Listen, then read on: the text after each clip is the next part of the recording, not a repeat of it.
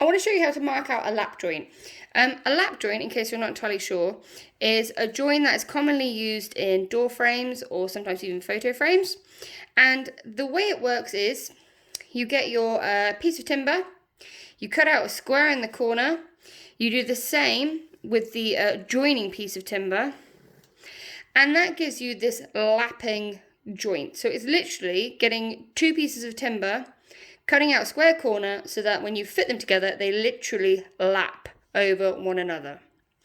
And the reason that we use these joins in door frames is because this is how much area or surface area that you'll end up gluing, which means that it's a really strong join on its own. However, you can reinforce this join by adding a screw or a nail if you so wish, just making it even stronger. So that's the lap joint. Now, to create a lap joint, you need to do a couple things. First of all, you need to collect your material, and I will demo this in a second. I'll actually physically do it. And with your material, you need to measure the thickness of that material. And when we say the thickness, we often refer to the thinnest part of the timber or the thinnest edge. That's what we mean by the thickness. The wider piece, we would call the width. And then the longest piece we would call the length. So we're after the thickness, which will be the thinnest part of the timber. So if you are working with a rectangular piece like the one I've drawn, it will be the thinnest edge. And once you've measured the thickness, you will then mark out and eventually cut out a square from the corner, which is what you would eventually cut out, therefore creating your lap join, like so. So cut, and it will look a little bit like that. Yay! So, annoyingly though, I've only got a square bar. So this is something I've just taken from my shed. I've sawn off the ends to give me roughly a 90-degree angle. And what I'm going to do is I'm going to demonstrate how to mark out for this lap joint. So, for the purpose of this demo, I'm going to be working in centimetres to make my life a bit easier. And the first thing I'm going to do is I'm going to measure the thickness, so the thinnest edge of my material. And the material is 3 centimetres. Got my DT brain on. 3 centimetres. I need to divide that by 2, which gives me 1.5 centimetres. So essentially, I'm finding the halfway point. So to do that, I'm going to take my ruler, I'm going to place it flat against the edge, I'm going to go to 1.5 centimetres, make a mark, 1.5 centimetres a bit further down, and make a mark. Now, the reason I've done one and then another one a little bit further down, traditionally I'd use a tri-square to make sure that I get a nice straight or perpendicular angle from the edge. However, it's a very small surface area, the stock will slip and slide, so it's just easier to do 2 marks, 1.5, 1.5, a little bit far apart, so that when I then get my ruler to draw myself a line, I've got more stability, she says, as the ruler moves, but there you go. So that's the first thing I've done. I've now measured 1.5 centimetres. Oh, it looks like a 3, but it's a 5, I promise you. 1.5 centimetres going in. I now need to measure 1.5 centimetres going down.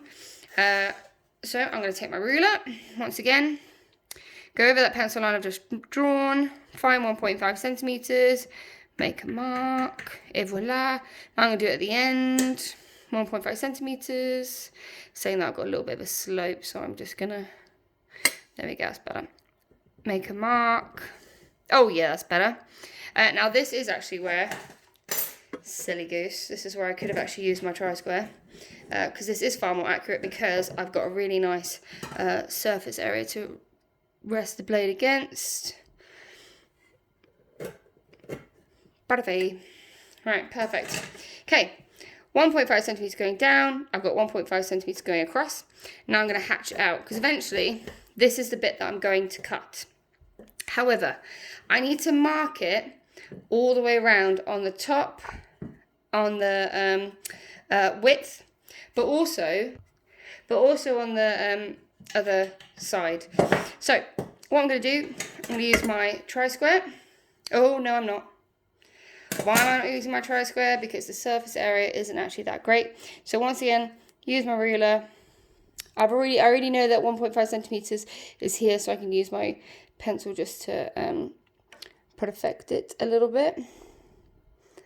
I'm going to find 1.5 on my ruler, which is, she says, there. Draw a mark. Use my ruler, join the two together, because this is where I'm eventually going to be cutting down with my saw. So I need a nice clear line. There we go, perfect. This bit was a little bit easier. For this bit, again, because I've got my nice surface edge, or surface area, whatever you want to call it, I can actually use my tri-square to draw this one, or to mark this one out with far more accuracy. Oh, not bad. Not bad. And then hatch. Hatch.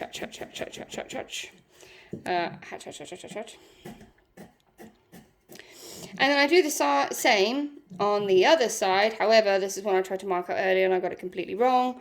But I'll do it anyway. So using my ruler, a pencil, just to continue that line a little bit over. So that when I get the tri-square, huzzah, do you know what? Actually, no. I was saying I was going to do that in pen, so I don't get confused with that. It's like a no-no. There we go. And then, oh, actually, no, that's perfect. Okay. This is the perfect square. That's the wrong square, so we'll just try and smudge that out. There we go. This is, oh, that looks worse. Never mind. But this is the bit I want to cut out, so if I just make that really, really Captain Obvious. There we go. So that is what I'm cutting. And that will eventually give me